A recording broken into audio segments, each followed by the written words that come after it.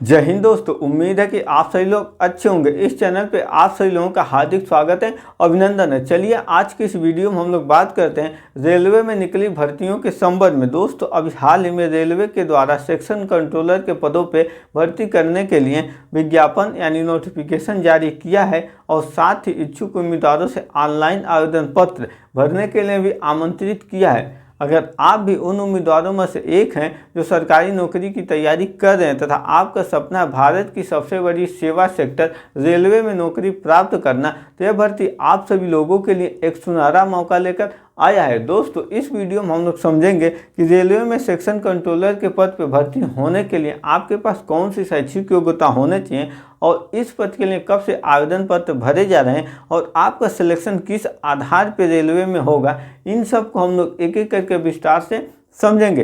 दोस्तों मेरा रिक्वेस्ट है कि आप सभी लोग इस वीडियो को अंत तक जरूर देखिएगा। अगर आप चैनल पर नए हैं तो चैनल को अवश्य सब्सक्राइब करें तथा अपने दोस्तों के साथ भी ज़्यादा से ज़्यादा शेयर करें ताकि आप सभी लोगों को सरकारी नौकरी से संबंधित सटीक जानकारियाँ मिलता रहें।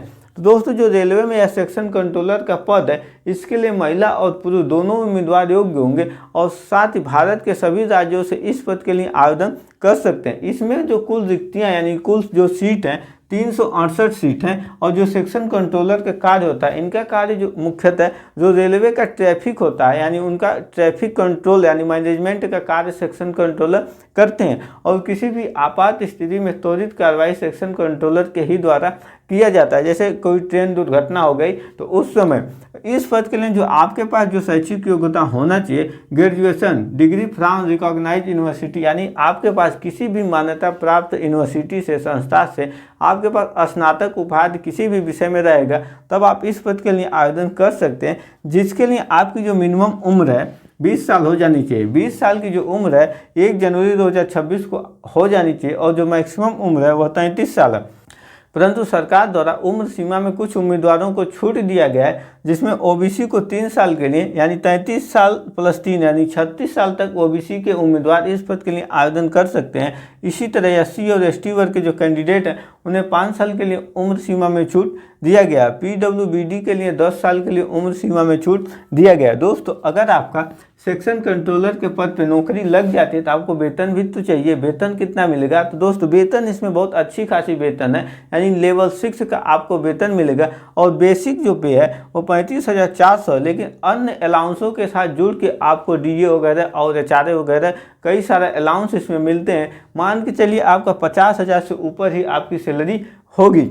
इस पद के लिए आवेदन की जो प्रारंभिक तिथि है 15/9/2025 है, यानी ऑलरेडी आवेदन पत्र भरे जा रहे हैं और यह चलेगा 10 अक्टूबर 2025 तक। अगर आप आवेदन करना चाहते हैं तो आरआरबी की आधिकारिक वेबसाइट पर जाकर वहां से आवेदन कर सकते हैं। दोस्तों जो यह सेक्शन कंट्रोलर का पद है, रेलवे में जो अलग अलग जोन है वो जोन वाइज यह वैकेंसी निकली है। तो आगे हम बताएंगे इस वीडियो में कि किस किस जोन में यह भर्ती निकली है। दोस्तों अगर आपका आवेदन पत्र में किसी भी तरह की कोई त्रुटि रह जाती है भरने में, तो उसको संशोधन करने के लिए आरआरबी के द्वारा अलग से एक डेट दिया गया है आपको। तो उस तिथि में आप अपने फार्म में गलतियों को सुधार कर सकते हैं, जिसमें संशोधन की जो तिथि है 17 से 26 अक्टूबर के बीच आप अपने गलतियों का सुधार कर सकते हैं। अगर आप आवेदन करते हैं तो आपको परीक्षा शुल्क भी देना होगा, जिसमें जनरल, ओबीसी और ईडब्ल्यूएस के जो कैंडिडेट हैं उन्हें 500 रुपये परीक्षा शुल्क देना होगा। परंतु सीबीटी एग्जाम यानी कंप्यूटर बेस्ड टेस्ट होने के बाद, यानी जब सीबीटी आपका एग्जाम हो जाएगा उसके बाद आपके खाते में 400 रुपये वापस कर दिए जाएंगे। इसी तरह एससी, एसटी और एक्स मैन यानी एक्स सर्विस मैन जो हैं और ऑल फीमेल सभी वर्ग की जो महिला कैंडिडेट हैं उन्हें आवेदन शुल्क के रूप में 250 रुपये देने होंगे। जैसे ही इनका सीबीटी एग्जाम होगा रेलवे के द्वारा आपका 250 रुपये इनके खाते में वापस कर दिया जाएगा। दोस्तों अब हम लोग सबसे इम्पॉर्टेंट भाग देखते हैं कि आपका सिलेक्शन यानी चयन किस आधार पे होगा। तो इसमें जो आपका सिलेक्शन प्रोसेस है, चयन प्रक्रिया, इसमें आपको मुख्यतः 4 स्टेप से होकर गुजरना होगा, जिसमें पहला सीबीटी एग्जाम यानी कंप्यूटर बेस्ड टेस्ट परीक्षा होगी। अगर आप इसमें पास हो जाते हैं तभी जाकर सीबीएटी यानी कंप्यूटर बेस्ड एप्टीट्यूड टेस्ट में आप जाएंगे। अगर आप यहाँ भी सफल हो जाते हैं तब आपका डीबीपीएसटी होगा और डीबीपीएसटी यानी डॉक्यूमेंट वेरिफिकेशन होगा। उसके बाद आपका मेडिकल टेस्ट होगा। तो दोस्तों अब हम लोग देखते हैं कि स्कीम ऑफ एग्जामिनेशन यानी आपके जो परीक्षा है, परीक्षा का क्या सिलेबस है, तो इनको हम लोग एक एक करके समझते हैं। दोस्तों अब हम लोग समझते हैं कि स्कीम ऑफ एग्जामिनेशन यानी आपके परीक्षा का पैटर्न क्या है। तो इसमें जो आपका पहला परीक्षा है सीबीटी है, सीबीटी में जो कुल प्रश्न आपसे पूछे जाएंगे वो 100 क्वेश्चन होंगे और इनको जो हल करने के लिए आपको 120 मिनट का समय मिलेगा। दोस्तों इस एग्ज़ाम में निगेटिव मार्किंग भी है, यानी आप किसी भी प्रश्न का उत्तर गलत देते हैं तो आपके नंबर की कटौती की जाएगी। एक प्रश्न का उत्तर गलत देने पे 0.33 नंबर की कटौती की जाएगी। इस परीक्षा में जो पूछे जाने वाले विषय हैं, इसमें पहला विषय जो है एनालिटिकल मैथमेटिक्स कैपेबिलिटी, इससे आपसे जो 60 क्वेश्चन इससे आपसे पूछे जाएंगे। इसी तरह लॉजिकल कैपेबिलिटी से आपसे 20 क्वेश्चन पूछे जाएंगे। मेंटल रीजनिंग से आपसे 20 क्वेश्चन पूछे जाएंगे।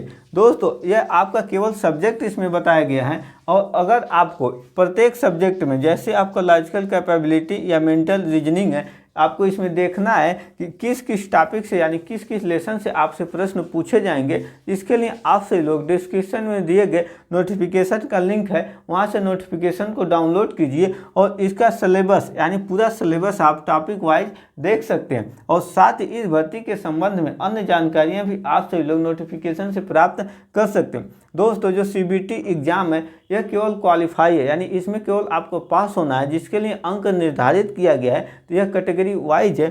तो जैसे जनरल EWS वर्ग के जो कैंडिडेट हैं उन्हें सीबीटी एग्ज़ाम में 40% या इससे अधिक नंबर लाएंगे तभी जाकर वह क्वालिफाई माने जाएंगे और उन्हें अगले यानी नेक्स्ट चरण में परीक्षा देने का मौका मिलेगा। इसी तरह OBC और SC के लिए 30% है और ST के लिए 25% है। अगर आप सीबीटी एग्ज़ाम में सफल होंगे तब उसके बाद आपको CBAT यानी कंप्यूटर बेस्ड एप्टीट्यूड टेस्ट देने का मौका मिलेगा। अगर आप इसमें सफल हो जाते हैं तब जाकर आपको DV होगा यानी डॉक्यूमेंट वेरिफिकेशन होगा। उसके बाद आपका मेडिकल होगा। अगर इन तीनों 1, 2, 3 और पहला CBT यानी चारों परीक्षा में जब आप सफल हो जाते हैं तो उसके बाद आपका फाइनल मेरिट लिस्ट बनेगा और फाइनल मेरिट लिस्ट में आपका नाम आ जाता है तो आप सभी लोगों को रेलवे के अंतर्गत सेक्शन कंट्रोलर के पद पर नियुक्ति प्रदान कर दी जाएगी।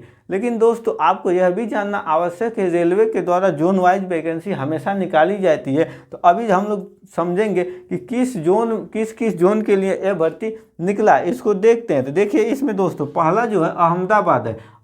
इसमें इस जोन से भर्ती निकली है। अजमेर से, प्रयागराज से, बेंगलुरु से, भोपाल से, भुवनेश्वर से, बिलासपुर से, चंडीगढ़ से, चेन्नई से, गोरखपुर से, गुवाहाटी से, कोलकाता से, मालदा, मुंबई, मुजफ्फरपुर, पटना, रांची, सिकंदराबाद, सिलीगुड़ी, तिरुवनंतपुरम यानी इन सभी जोन से सेक्शन कंट्रोलर की जो भर्ती निकली है। तो आप जिस जोन के लिए जिस जोन से आप अप्लाई करेंगे आप उसी जोन में नौकरी पाएंगे। जैसे मान के चलिए आप अहमदाबाद जोन से आवेदन करते हैं तो आप सभी लोग आवेदन करने के लिए www.rrb.ahmedabad.gov.in इस वेबसाइट पर जाकर आप आवेदन करेंगे तो अहमदाबाद जोन के से आप आवेदन कर देंगे और आपकी जो पोस्टिंग होगी यानी आपकी जब नौकरी लगेगी तो आप अहमदाबाद जोन में ही नौकरी करेंगे। अगर आप अजमेर के लिए आवेदन करना चाहते हैं तो इसका वेबसाइट आपका हो जाएगा www.rrb.ajmer.gov.in यानी इसी तरह से जितने भी जोन है उसी जोन के आगे आपको,